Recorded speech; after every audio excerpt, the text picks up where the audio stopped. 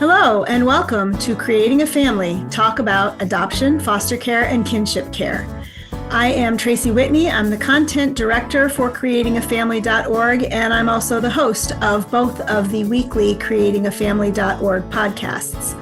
I'm really excited to talk to you today about some specific needs and resources that can come around and support kinship or relative caregivers in our country. September is National Kinship Awareness Month, and so we're piggybacking on that to bring you kind of a bird's eye view of what kind of resources are available to families like yours that are grandparent-led or aunt and uncle-led or other relative or family friend fictive kin-led families who can access these supports and resources. I'm going to be talking today to Mike Heath. He is a resource specialist with the Coalition for Children, Youth, and Families. The Coalition is a resource center for birth parents, foster families, adoptive families, and relative or kin and like kin caregivers, and for child welfare and tribal professionals in the state of Wisconsin.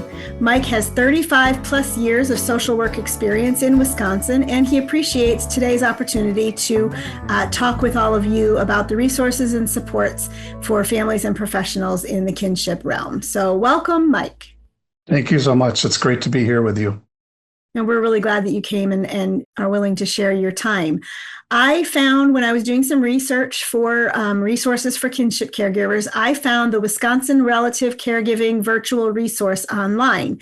And that's what led me to you to have today's conversation. So could you tell me a little bit about what led to the inspiration of Wisconsin's toolkit and what gaps you guys were aiming to fill? Absolutely. So at the Coalition for Children, Youth, and Families and the Wisconsin Family Connection Center, our team continually creates resources for families and professionals.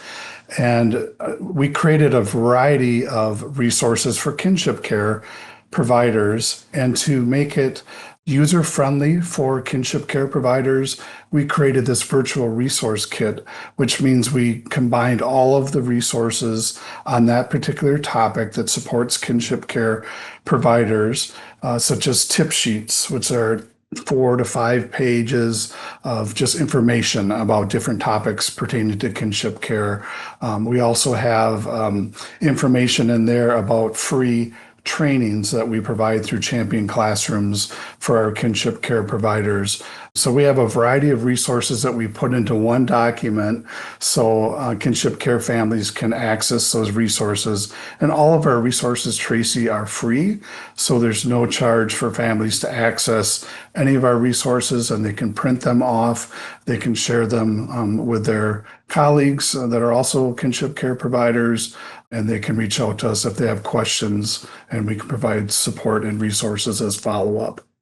And we will link that information in our show notes for listeners. And I want to say that although this is a toolkit kind of specific to Wisconsin residents, the information that you're providing is available and accessible in other states as well. And so you could even use the Wisconsin toolkit as kind of your jumping point for how to find those resources in your state. Let's talk a little bit about the components of a toolkit like this that you're seeing your caregivers engage with the most. What seems to be kind of the hot buttons for them? For our relative caregivers or kinship care providers, it's really something that's brand new for them.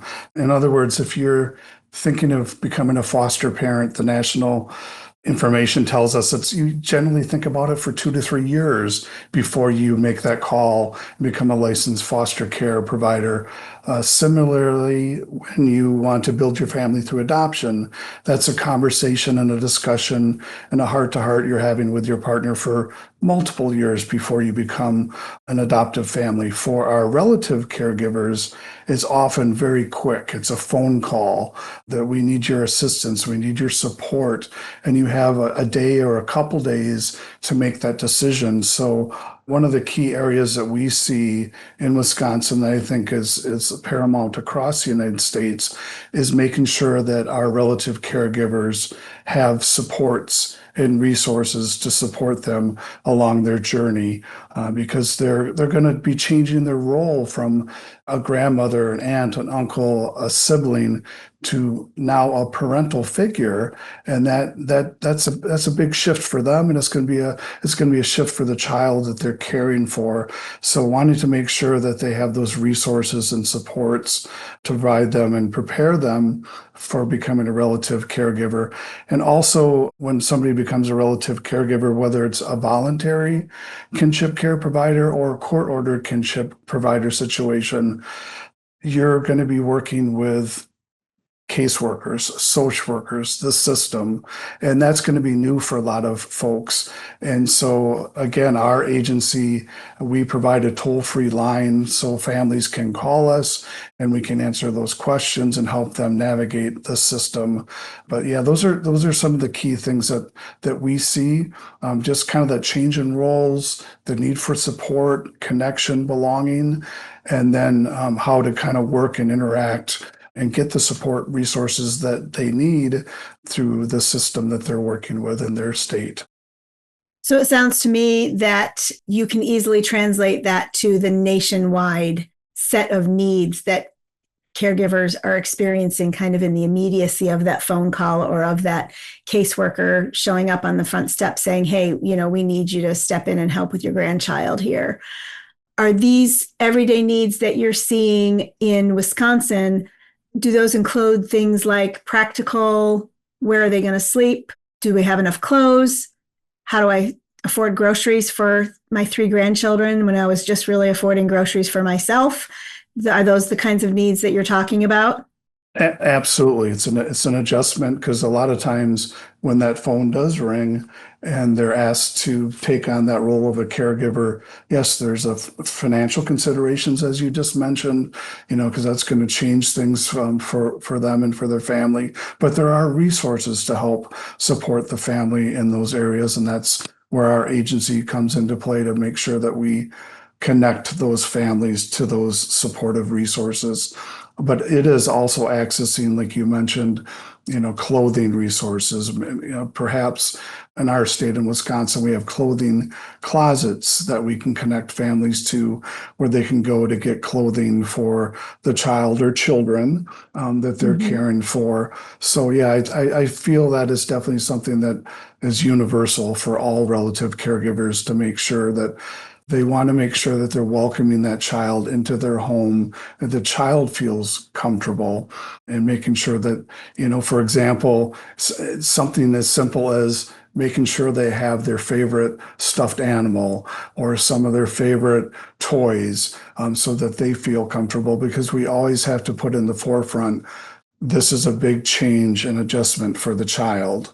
And we have to do everything that we can to make sure that that child feels welcomed, supported, and that we also provide those supports and resources for the caregiver, and that they're taking care of themselves, because again, this is something that they've made a decision rather quickly to do oftentimes, and self-care is so important for all parents, but especially if it's a brand new situation where you find yourself as a relative caregiver, making sure you're taking time to take care of yourself so that you can be at your best for the child or children that you're caring for. And recognizing that self-care, when you're stepping into this brand new role, is going to look different than it did before the children came to live with you. When you were just grandma, self-care was one mode. Self-care now as grandma/mom is a very different mode, and helping caregivers identify how that must change and the resources they need to facilitate that change are huge. You're speaking my language when you talk about self-care. It's one of my passion projects, shall we say. Let's talk about some of the things that kind of in those first moments and first days that a caregiver is welcoming a new child into their home. And I say new child, not that the child is new to them, but it's a new experience. They're welcoming a child into their home that has not lived there consistently beforehand. What are some of the things that our caregivers should consider tackling when that child first comes to meet that child's urgent need? Yeah, definitely. Like I had mentioned before, just providing that warm, welcoming, nurturing embrace when the child or children come into your home. Give them a tour, show them where everything's located, because everything's going to be new to them and everything's going to be different, where things are. Show them their bedroom, where they're going to be sleeping. If you have pets at home, slowly introduce them to the pets, those type of things. But just really making sure that they feel welcome, letting the children know that they can come to you if they have questions or concerns, or if they just need any type of supports, and ask open-ended questions. How are you doing? What can I do to make you more comfortable? What are some of your favorite foods? What is your bedtime routine if it's an older child? Or talking to the parent, tell me more about their diet. Tell me more about the bedtime routine. Just let me get to know my niece or nephew or sibling, so that I can make sure that I'm providing the best possible care. So that co-parenting component of relative caregiving or kinship caregiving is so important, to make sure that everybody's on the same page, because again, our focus is on making sure that child's needs are being met. And also, usually when a child comes into kinship care, one of the benefits, besides keeping them connected to their family and their culture, is oftentimes they don't have to change schools. But there are situations where a child may need to change school. And that'll be important to, arrange for a tour of the school ahead of time, get to know their teachers, go over the class schedule with them if it is a new school. So those are all important things of making sure that we do everything we can as relative caregivers to support the children and make sure that they're comfortable, and just be available and open, like I said, if they do have questions for you. Yeah, one of the ways that caregivers can demonstrate that they are a safe space for this child would to be offering them voice and choice, saying things like, hey, I was thinking of having macaroni and cheese for dinner tonight. Would you like a green salad or would you like green beans? And offering them the opportunity to have a preference and express the preference, and then honoring that preference empowers the kids, but it also builds trust between you and the child. Another thing that can be really helpful is if you are in a co-parenting situation and you can get in advance maybe a picture or two of the child with their parents or with their pet that maybe they had to leave at home, something like that, to put it into their bedroom or put it in the common living spaces of your home. That tells the child that they belong there, because now there's pictures of them in the space too, but it also gives them the ability to connect with something that is very meaningful and sentimental and valuable to their little hearts, so that they can see that even if the relationship is challenging between you and their parent, they can see that their parent is still part of their family, and it's not been a complete, breaking of family to go live with grandma or go live with an aunt. Absolutely. And oftentimes, we recommend, when we're talking to foster parents or adoptive parents or relative caregivers, to create what's called a welcoming book, just like you described, where you do put pictures in there of their family, of their pets, of their friends, and that can be something that they continue to build upon throughout their stay with the relative caregiver. But yeah, just like you mentioned, something special and unique and comforting to them, that they're part of the family, and you want to make sure you have those pictures and those important sentimental items that are available to them, so that they feel that sense of trust and comfort. Absolutely. So sometimes these kids are coming to caregiver homes without kind of the essentials that they really need. That could include things like bedding. It could include cribs or car seats. It could include basic everyday clothing, diapers, all that kind of thing. Where would you recommend that a caregiver start the search for those kinds of resources that they need, like quickly? You can't wait for diapers. Absolutely. So here in Wisconsin, a kinship family is going to be connected to a kinship coordinator. And that kinship coordinator, their role is to make sure that the relative care provider has access to all those resources, from diapers to clothes to car seats, like you mentioned. So that is your really the first point of contact for our families here in Wisconsin, is connect with their kinship care coordinator, and she or he will help that family get those connections in their local community to regional resources. They can also reach out to our agency, and we have lists of resources, from the clothing closets that I had mentioned earlier to other resources that they can tap into. So we encourage all families, wherever they are located, to reach out to their state or local contacts, for those resources. And like I said, here in Wisconsin, that's an honor and a privilege for our team to make sure that the families that reach out to us,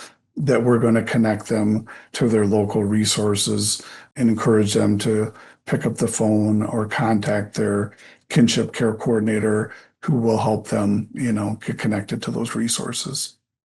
So if a family is reaching out to welcome a child and is not connected to a formal systemic organization like a kinship navigator or the foster care system, and they're doing it maybe in an informal manner, where would their first point of contact be? Oh, that's a great question. 211 is a great resource for all families, where they can call and explain that I'm a new relative caregiver. I'm looking for X, Y, and Z.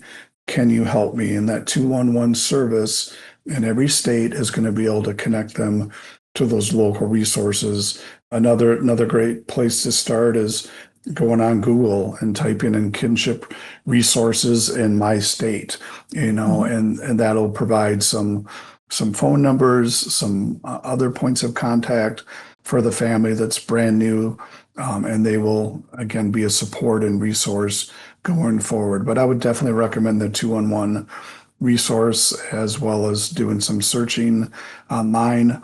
And again, if they have an established relationship with a kinship care coordinator, definitely reach out to them. The other thing I would like to add too, that we haven't spoken about, is many states have support groups for relative caregivers. Here in Wisconsin, we have a virtual, it's Connect, it's KINNECT. So we have the kin word right in the support group, and that's all virtual. It's free. Families that are relative caregivers can attend one session or multiple sessions, however they would like. And it's a way to learn from other relative caregivers and about their journey and about how to access resources. So, getting back to how we talked about self-care earlier, those support groups are a great resource for families to learn from one another and to share what they've learned with other families along the journey. So we definitely encourage support groups as a resource as well for relative caregivers. And if you don't know how to find that in your state, you can go to your states.gov website and just in the search bar type kinship resources, and they should have some lists or additional website that it takes you to help you find that. I will also put a plug in at this point for Creating a Family's online kinship support group. I'm actually the facilitator of the kinship support group. We meet on the fourth Thursday night of every month by Zoom, and we have members from all over the country who come, and we sit and we go through a video curriculum together. We learn about the needs and the challenges and the joys of kinship caregiving. And then we always provide practical parenting tips and resources. And you can find out more about that by emailing me, Tracy, at creatingafamily.org. That's TRACY at creatingafamily.org. And I would be honored to help you find the right support for your family if you are looking for that. So thanks for bringing up support groups. It's a awesome means of garnering self-care for families. I think the other thing that we should probably mention is school districts are becoming much more aware of the needs of kinship caregiver families. And often the guidance department at your local school or the family services department at your local school district can get you started on finding the resources and support that you need in your community. So your school districts are another great resource. Absolutely. Isn't this a great conversation? I'm learning so much about the different resources that are available, not just in Mike's state of Wisconsin, but across the nation for kinship families. I also wanted to tell you about another free resource because we love free around here. We have a library of 15 free courses that have been sponsored by the Jockey Being Family Foundation. If you go to bit.ly/JBF support, that's bit.ly/JBF support, you can take one class, you can take 15 classes if you want, that will help build your parenting toolbox. It'll support your kinship-led families, connections and relationships, and give you the tools you need to help your family thrive. So that's bit.ly/JBF support, bit.ly/JBF support. And now let's go back to the show. Let's talk a little bit about the practicals for kinship caregivers. Can you give me a couple of the phone numbers that they should keep on speed dial in their phone to help them navigate this new experience in their family life? Absolutely. Again, going back to the kinship care coordinator, or whatever that position's title is in the state that you reside, to reach out to that caseworker, making sure that you have that number on speed dial. The school counselor, I love that you brought up schools. Where school season has just started here in September. And so it's important to reach out to the school counselor for those resources. And then if you have a local resource center like the Coalition for Children, Youth, and Families in Wisconsin, or the Wisconsin Family Connection Center, having that number available. And then again, 211. I can't promote that number enough, that families can reach out and get access to resources when they need them. So those would be the numbers that come to my mind, Tracy, in terms of having those on speed dial. And as you continue your journey, I'm sure families are going to continue to add additional resources, such as the clothing closets once they find more information about them, or the number for the support group, those type of things.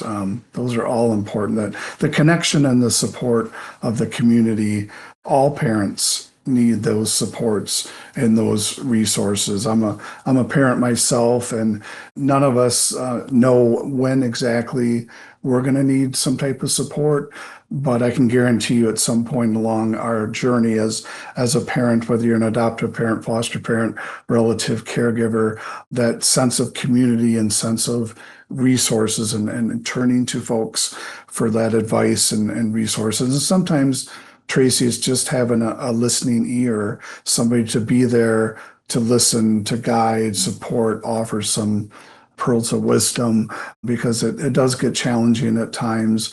But we want to make sure that relative caregivers never feel like they're alone, because whether it's a support group, whether it's connecting with your local human service agency, or a statewide support group, that you will have a connection to community and resources throughout your journey. Yeah, I mean, the truth of the matter is we are never alone when we're kinship caregivers. Generations United recently estimated that more than 2 million children in America live in a kinship or relative caregiving family situation. That's a lot of kids in America. So that translates to no adult who's doing this kinship caregiving being alone. And we just want to make sure that they know they're not alone and they're supported and surrounded. I would also add that maybe you should have the phone number for this child's pediatrician on speed dial, especially if there's been abuse or neglect and you want to make sure you're not letting any gap in care happen. But also consider having a legal aid or a free legal clinic on your speed dial to help you navigate some of the legal issues that might come with kinship caregiving. And finally, I would also add a benefits or eligibility contact person. That's often through the state, but sometimes you can start at your county level and they can help you navigate what state and county services are available to you to support you in this, like SNAP or WIC or things like that. So let's talk a little bit about kind of the formalizing of authority that has to happen when you take a child from your family into your home and you're caring for them while their birth parents cannot.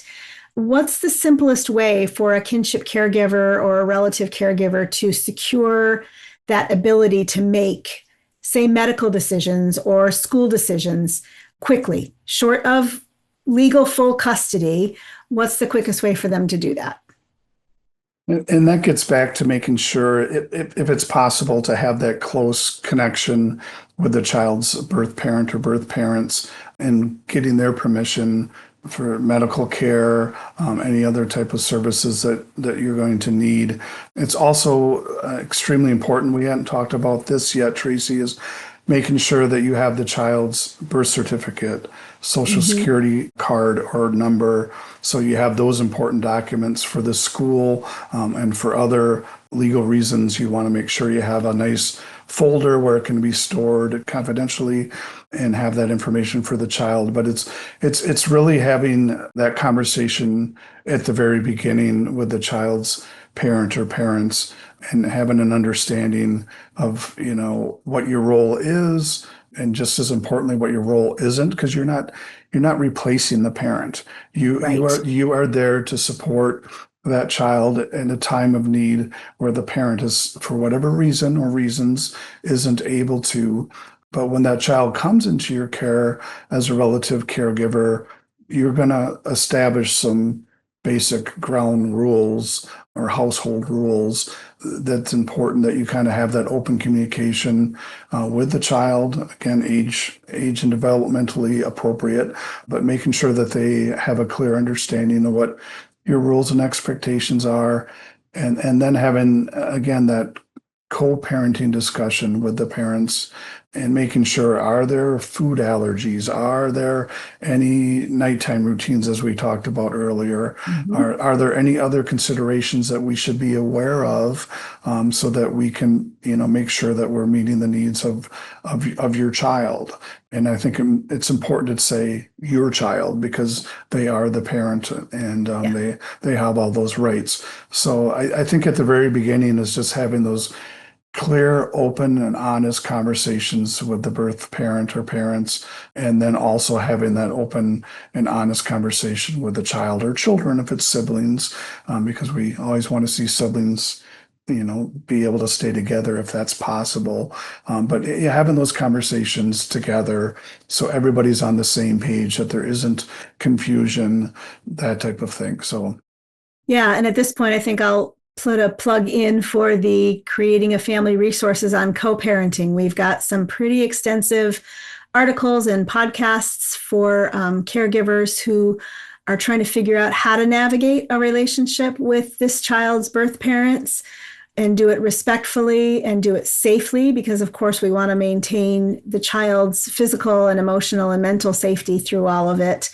So you can just go to creatingafamily.org and type in co-parenting in the search bar, and you'll get some really great results that we've been able to garner from other experts in the field too. So another resource I would also like to add that we have through the coalition, we have a training curricula called Champion Classrooms. And what Champion Classrooms is, it provides free training resources through the Wisconsin Family Connection Center for families and professionals. But we have a whole learning track for relative caregivers on a variety of different topics. And all folks need to do is search Champion Classrooms at championclassrooms.org.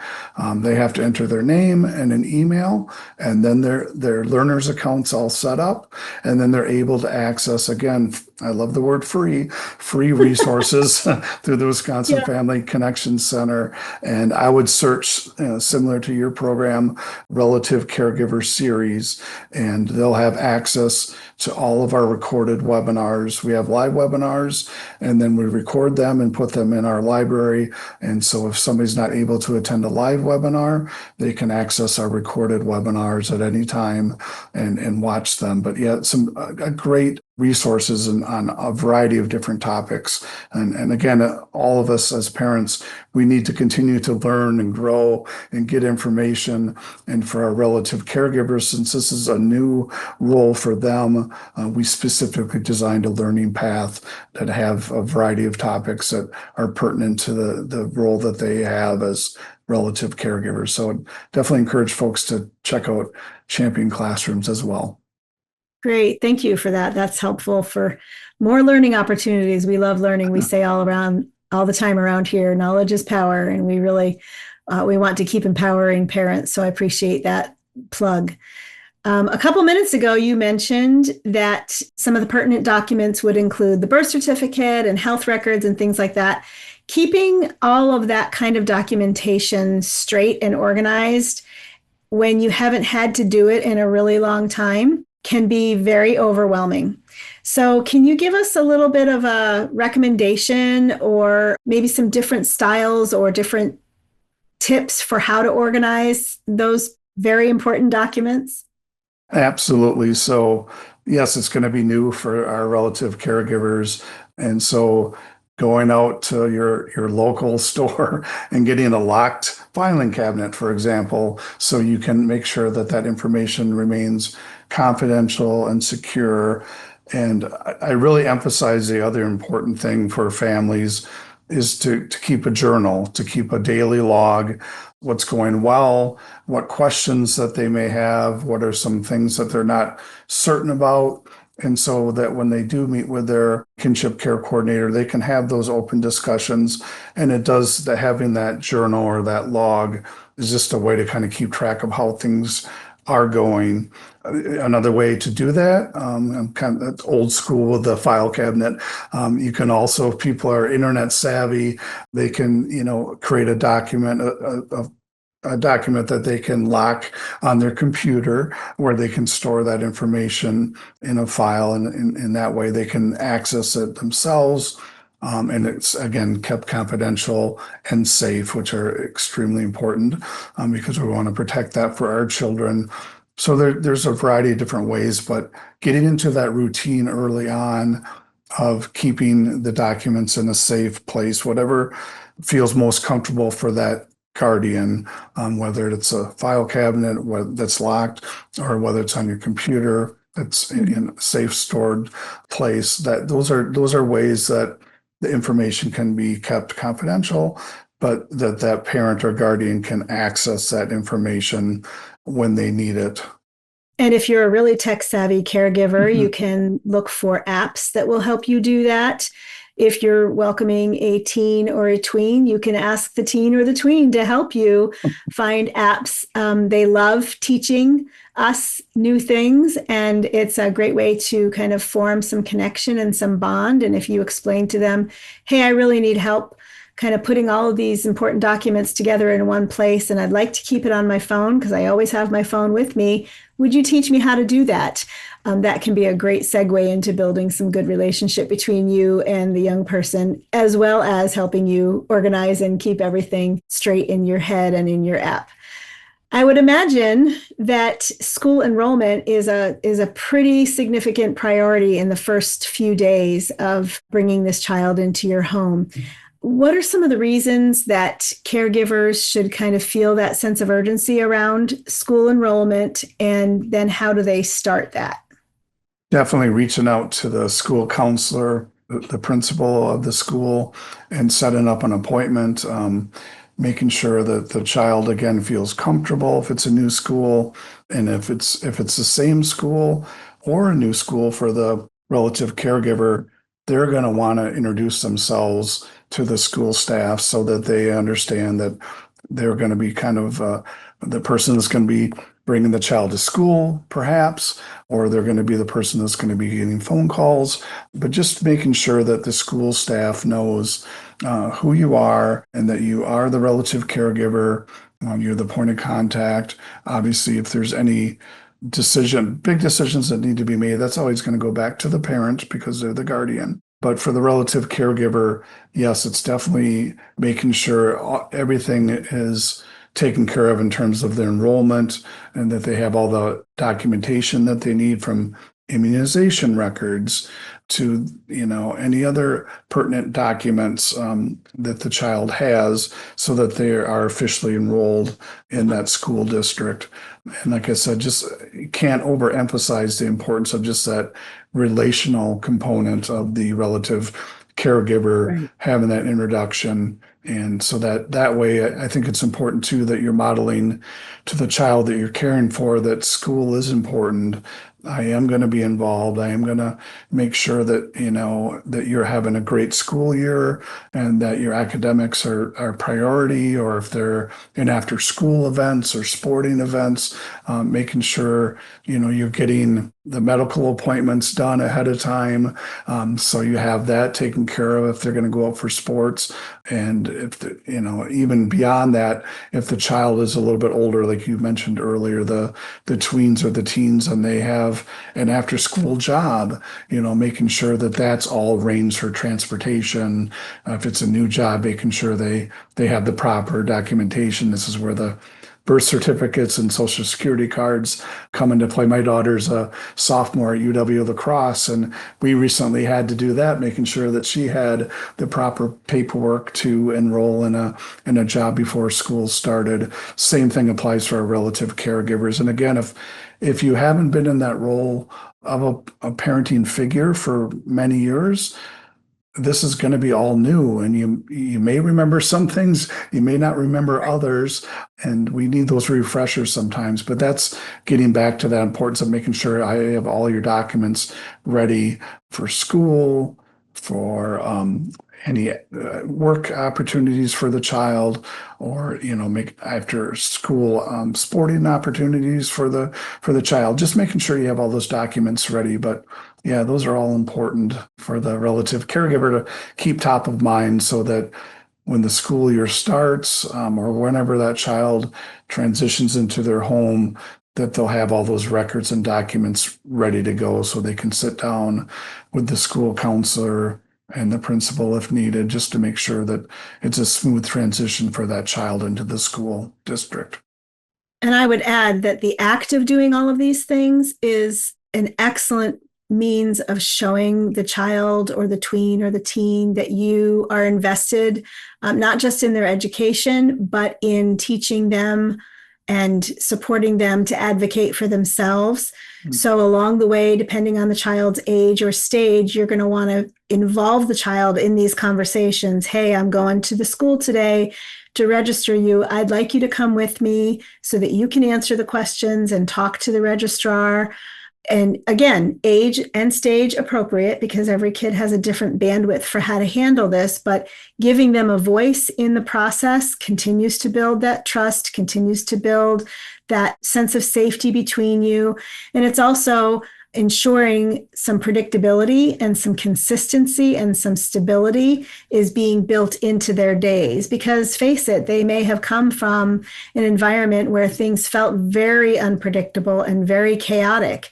And so when you walk them through all of these very necessary social and life issues, it helps them realize stability and predictability are good things for my life. And this is how I'm going to find healing and set myself up to succeed at some point. And that's really what we want for our kids. We want to give them the tools to set themselves up for success. And we can best do that by modeling how to set them up for success. Yeah, and I love how you use that phrase, ages and stages. That's so important and a great reminder for our relative caregivers, and that modeling approach, like we both talked about, of just setting that example that you are important to me, your school and your education's important to me, and I'm going to be along with you throughout this journey and support you the best of my ability, but also empowering them, like you had mentioned, to make sure that they do what they need to do to have a successful school year as well. But I definitely feel it's so important for our relative caregivers just to demonstrate that to the child and make sure that they know that they have their backs and they're going to be supportive of them from the start. Absolutely. Yeah. So something you probably don't want to or have to involve the child in is getting them covered with health insurance if they haven't been yet, or transferring prescriptions and all of those kinds of things. Where do relative caregivers start trying to figure out if the child is covered, and if they're not covered, how do they get covered? Where do they start?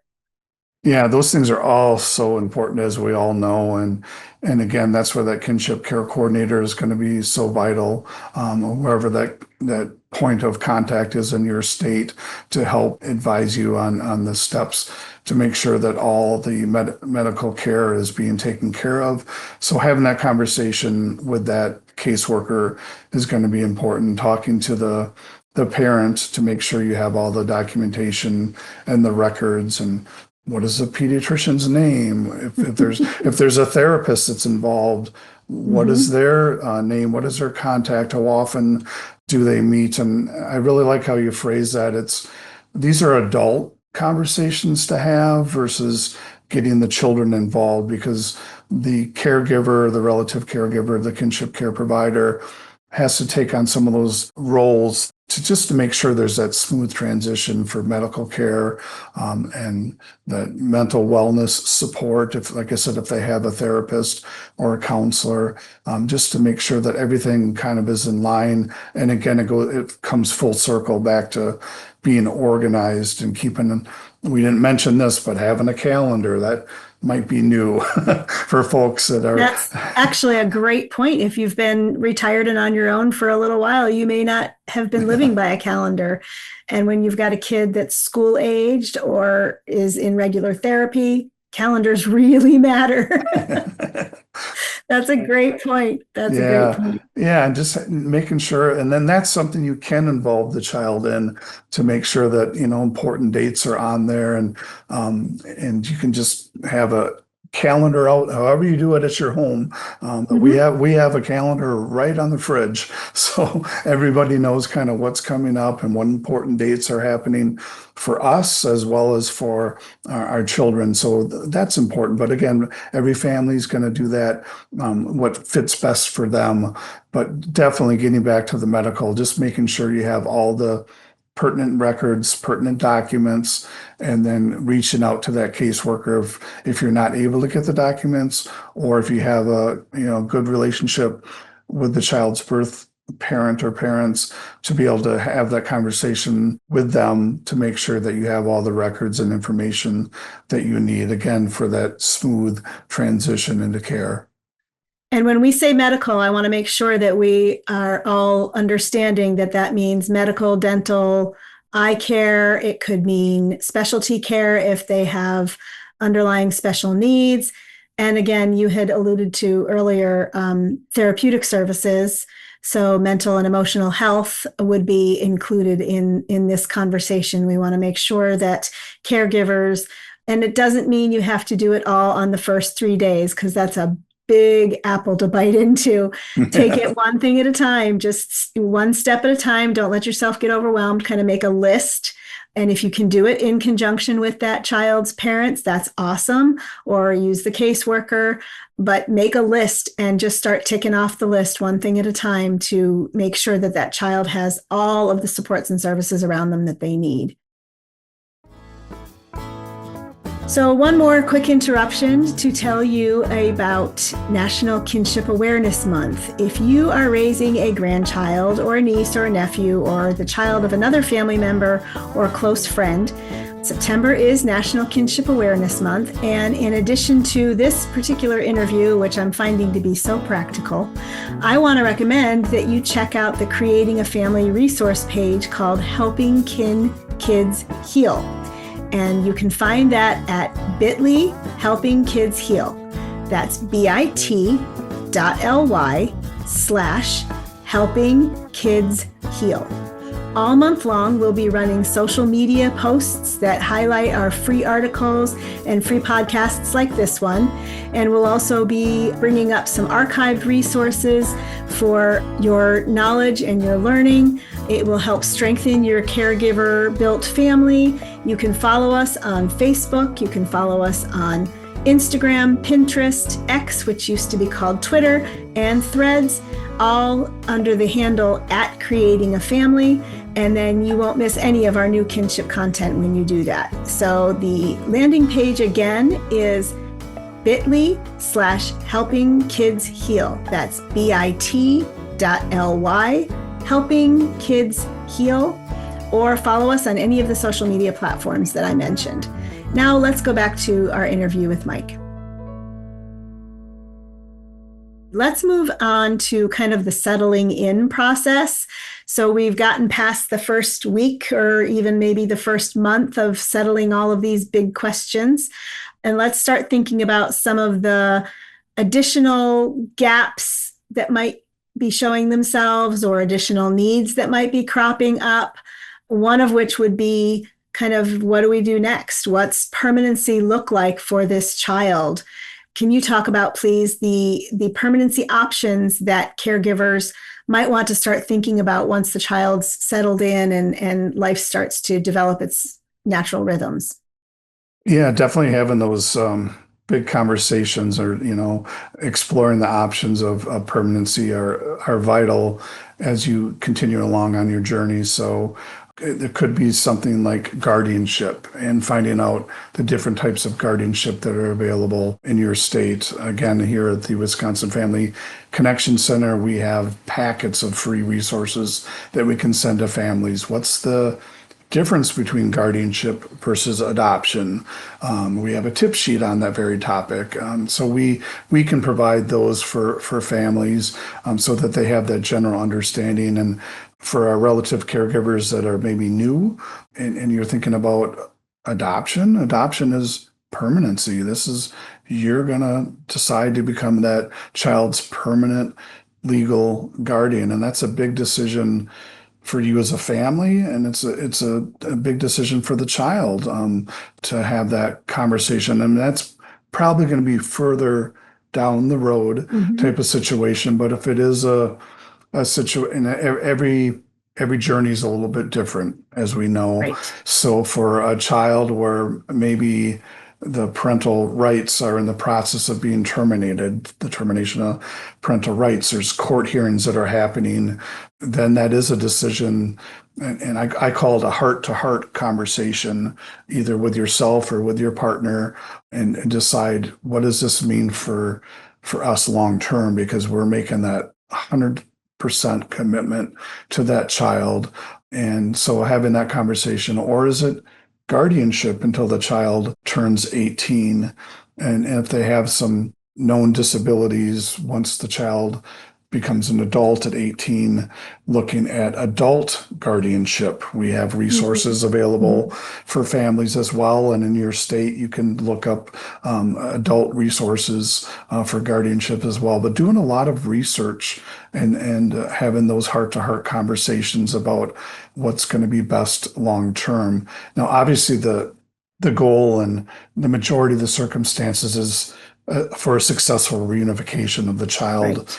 Was his or her parent or parents. But when that's not possible, then that's where, guardianship is something to be explored further, in talking to somebody that has some legal expertise in that area, or reaching out to a resource center similar to the Wisconsin Family Connection Center in your state, and getting that information so that you can make a decision that's going to be best for your family as well as for the child. But yeah, those are some, and again, we don't want to overwhelm any of our relative caregivers, right. But you also want to be planful as you're kind of starting this journey and deciding, where this, what path that might be best for you and for the child that you're caring for. Or maybe it's just short-term kinship care with the goal of reunification, whatever that case may be. Just making sure that you're being aware of all the different options that are available to you as a family, from like I said, from guardianship, which gives you additional roles and responsibilities, all the way to adoption, which gives you complete control as a parent, because the court would determine that you are now the legal guardian for that child for life. And that's a big responsibility, incredible honor. So you definitely want to make sure that you kind of understand the differences between guardianship and adoption when it gets to that level, and then ultimately decide which route you want to go. But that would be a lot of conversations with folks similar to our team at the Wisconsin Family Connection Center and in your state to reach out for those resources for legal support and information so that you can make the best decision for you and that child that you're caring for. Yeah, I mean, those are some big questions, and they, like you said, are not going to be questions you can start answering in the first weeks or months of raising this child. But if you are looking for places to go to educate yourself about those options and maybe start kind of chipping away at them one at a time to help you understand the pros and cons, you can again go to your states.gov website and look for kinship resources. Each of the states often has a place where they define what the options are in your state and what the pros and cons of those options are. Creating a Family also has it's called Legal Options, and it's on our website, creatingafamily.org. And if you go to the kinship drop-down option, you can choose Legal Options. Now, our Legal Options page is specific to North Carolina. However, there are resources within that page where you can learn about the different options and what their definitions are and what the pros and cons of them are, even if it's not for a North Carolina family.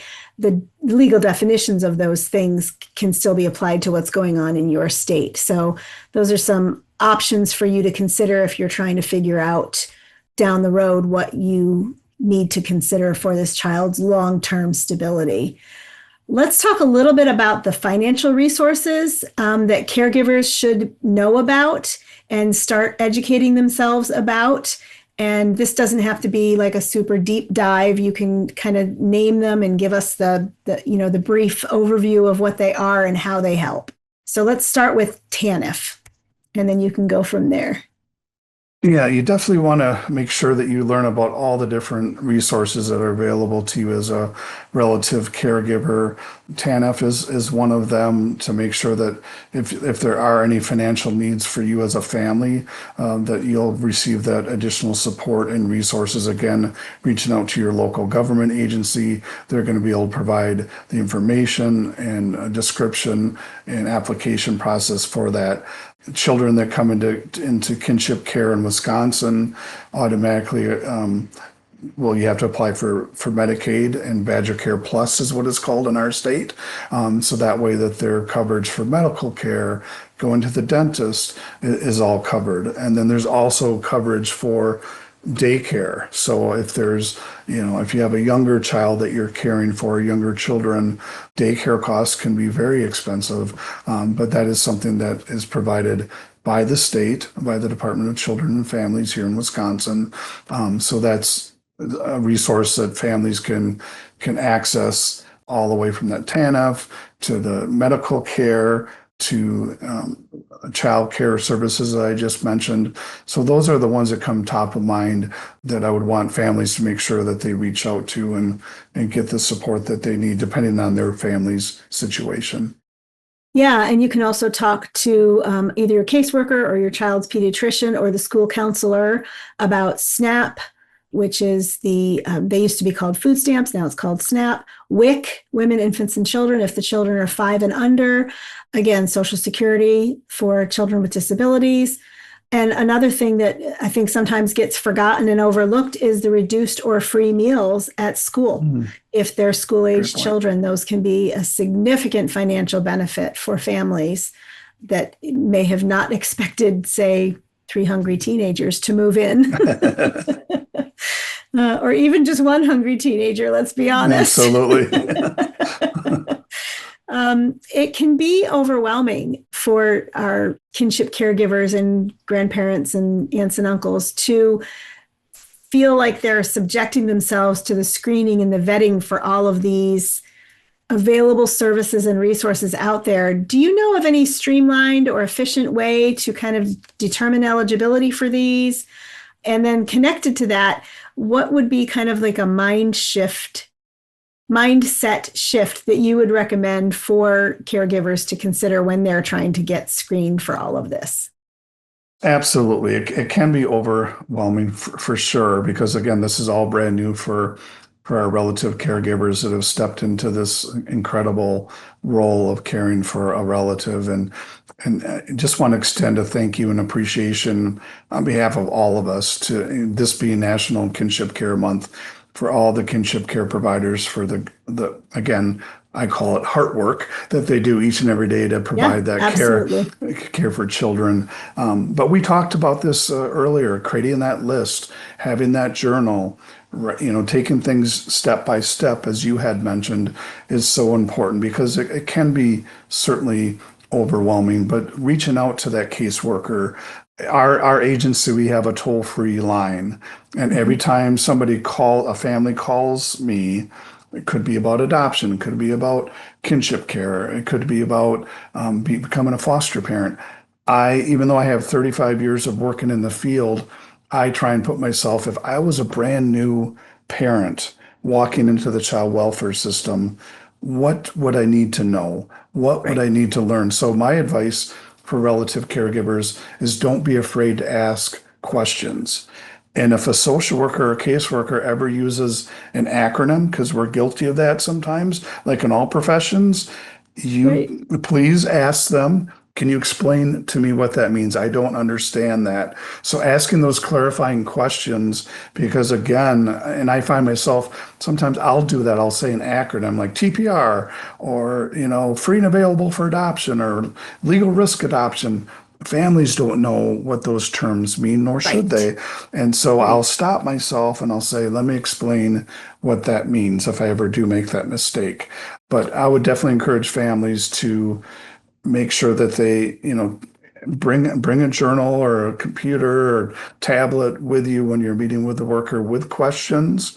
And then as you're having that conversation, if additional questions come up or something is said, like I said, an acronym or some other term that you're not familiar with, just ask them, because we all get busy sometimes, and we'll be guilty of doing that. And it's okay to ask those open-ended questions, because you need to make sure you're getting the most accurate information so you can make the best decision, again, for the child that you're caring for. It's all centered on their well-being, and the best way you can do that is, one, taking care of yourself, and two, making sure you're doing the best to take care of the child that is entrusted in your care. And the only way you can do that is making sure you have the most accurate, up-to-date information and resources at your disposal. And that goes back to putting that information in the file so you can access that later on. But yeah, definitely being open to asking those open-ended questions and clarifying questions with the caseworker, the person that you're working with directly. They're there to help you. 211 is there to connect you to resources. Agencies like ours, Wisconsin Family Connection Center, we're here to help families. Agencies in your state that you're watching from have resources available for you. So please reach out to those resources, and don't be afraid to ask those questions. Write them down. I oftentimes will recommend families do that, because again, you can get overwhelmed with all the different questions. Yeah, it's a lot of information at once, and to write it down in the form of questions or a list, whatever works best for you. And then that way you'll have that at your ready when you do have that conversation with that caseworker, so you can get the answers that you're looking for. Yeah, and I think it's important to remember, there's a good number of kinship caregivers that are part of the official foster system in their state. And so you have kind of a built-in helper to navigate some of those questions, like stipends and licensing and guardianship and training and ongoing training and things like that. And so if you're not part of the system, you may have to work a little harder to find the right resources and the right supports, but they are available to you also and they are accessible, even if it means a little bit more extra work and a little bit maybe pulling in another helper that you didn't have in your life before. I can't stress enough how happy most school guidance counselors and school social workers are to help with this stuff.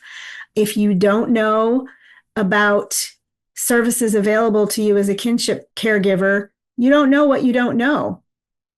But it's almost a certainty that your school guidance counselor or your school social worker or your pediatrician's social worker, because a lot of pediatricians have social workers in office, they will know and they will be happy to help you navigate that. So I think your point about shifting your mindset to being willing to ask for help and being willing to say, I don't know what I don't know.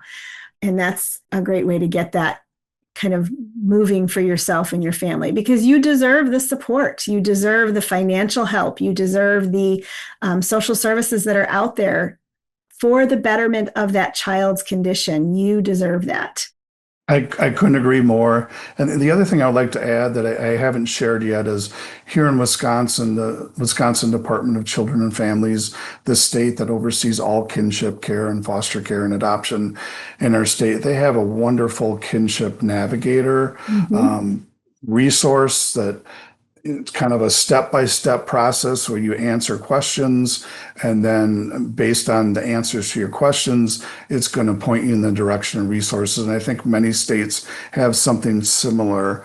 So again, asking those questions to your caseworker, is there a resource online that I can access that will connect me to resources? Are there regional resources in my area that can connect me to resources? Are there statewide resources? And we had talked about this at the beginning, that you're not alone. Right. But I think oftentimes when you become a relative caregiver, you probably do feel like you're alone because it's brand new and you're trying to figure a million things out at once. But again, parcel it down step by step. Reach out for support.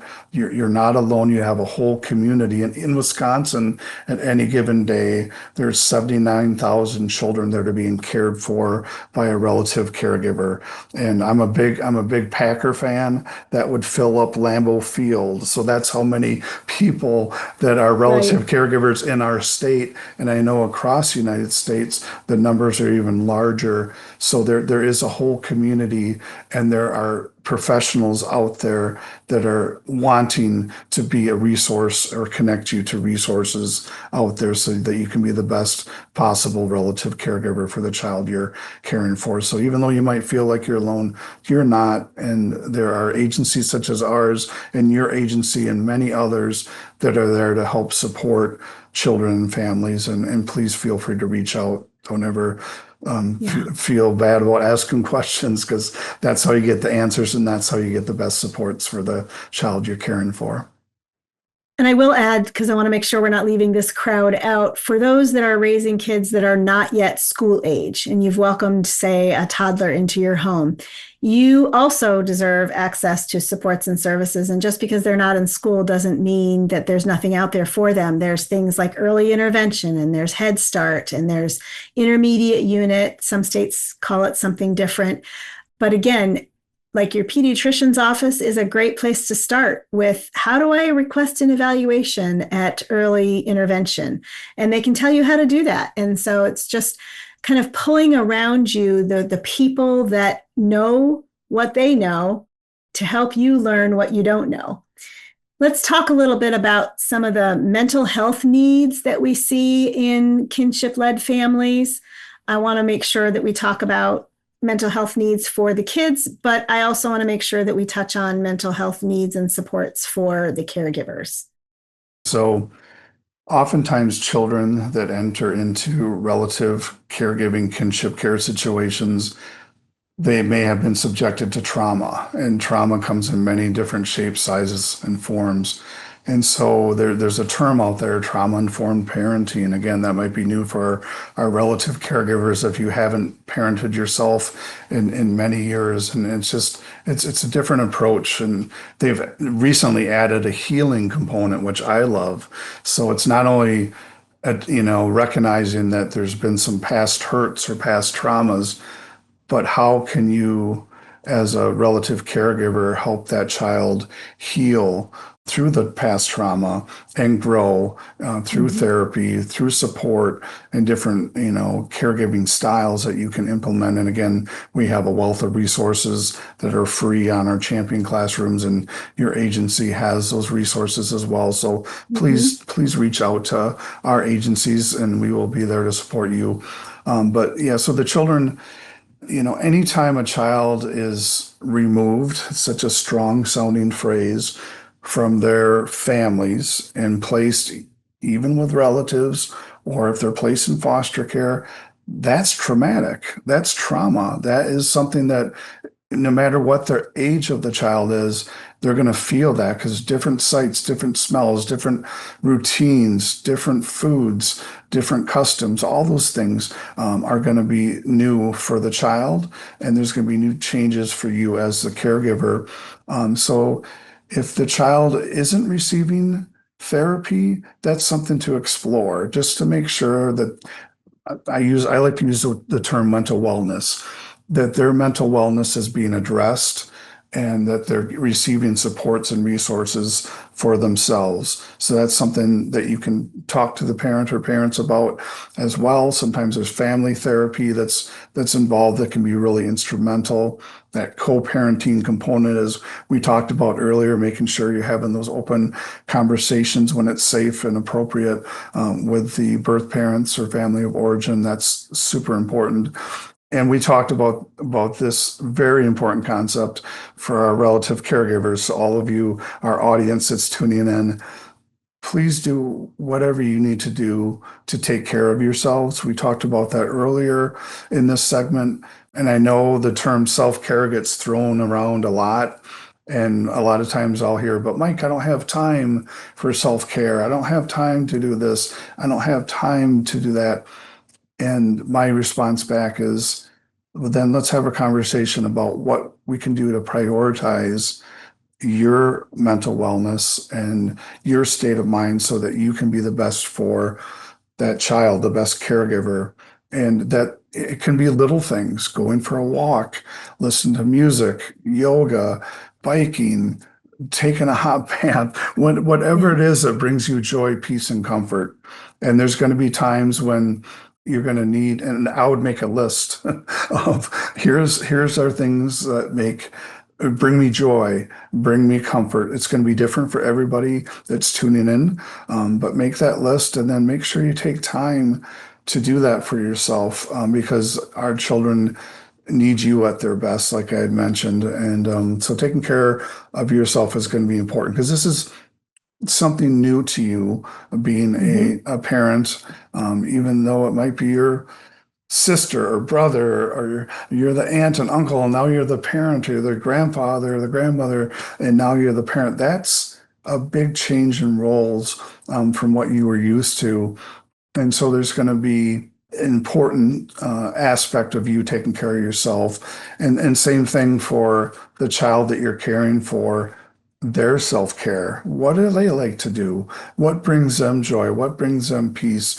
What brings them comfort? And, depending on their age, you can have that open-ended conversation with them and be able to implement some of those things that bring them joy and comfort. But definitely a proponent of therapy when it's appropriate, and something that can help empower the child again, because if they're coming from an environment where there's been trauma, they're going to need specialized resources and services.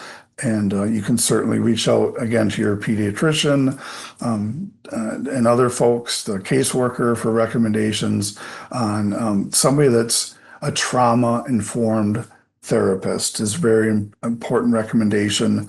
So they have experience, providing care and services and supports for children that have been adopted, for children that are in foster care, or children that are being cared for by relatives. So you want to have that specialty area of a therapist that understands trauma and the healing aspect to help them kind of guide them through the rough time and the transition period.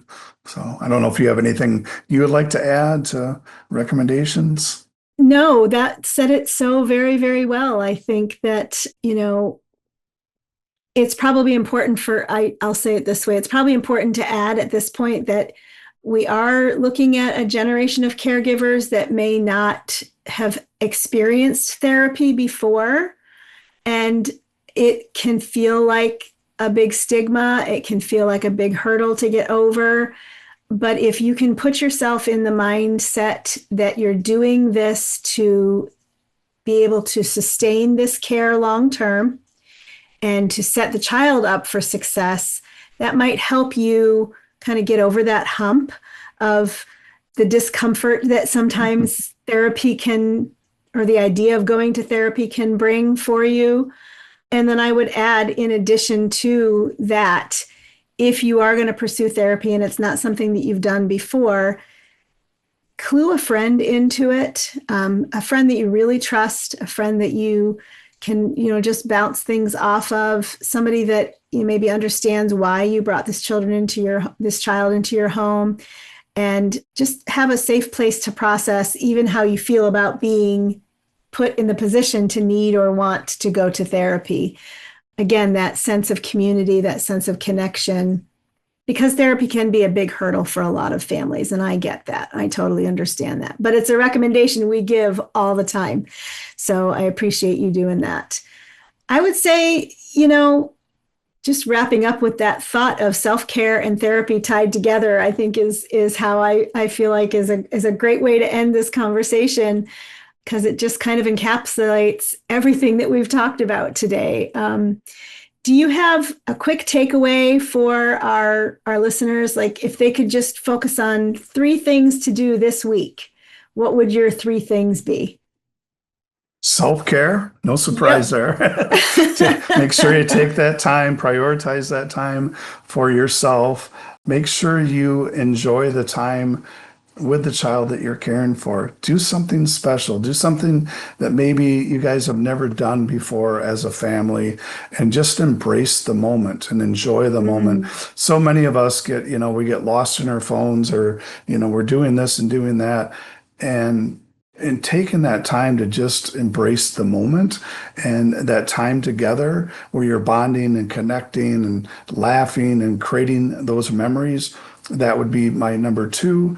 And number 3 would just be making sure that you're keeping an open line of communication with the child's parent or parents. Again, if that's safe and it's appropriate, and there's no court restrictions or anything like that. Because we cannot forget how scary and how vulnerable this must feel for the parents, that they've been raising their child for how many years, whether it's just at the beginning or it's been many years. That's a loss for them, and their routine is completely turned upside down. So how vital would it be just to make sure that they are getting updates? This is what's happening. He or she's doing really well. Thank you for the information you provided with me on avoid this type of food because of X, Y, or Z. That really was beneficial. So provide them with positive feedback and keep that open line of communication open with the parents, because I think that's so important, so that they know that their child, they love their child, and they want to make sure their child is being cared for. And they know your family or your like kin, but they're also, that's their child, and we can never lose sight of that. So making sure you keep those connections ongoing and those open lines of communication happening. Those would be my 3 recommendations. Well, that's perfect capstone, and again encapsulates everything that we just talked about. So I appreciate it so much. Mike Heath from the Coalition for Children, Youth, and Families in Wisconsin, we deeply appreciate your time with us today. We appreciate your compassionate voice for all members of the relationship in a kinship caregiving situation, and thank you for the work that you're doing to support these families. Thank you, and same to you and your organization for all the great work that you do. And I just encourage and implore families to to please reach out to agencies such as ours, because we want nothing more than to make sure that you have all the tools, resources, and supports available to you. But yeah, thank you for all the wonderful, great work that your organization does as well. Oh, thank you very much. Thanks for listening, guys, and have a great day.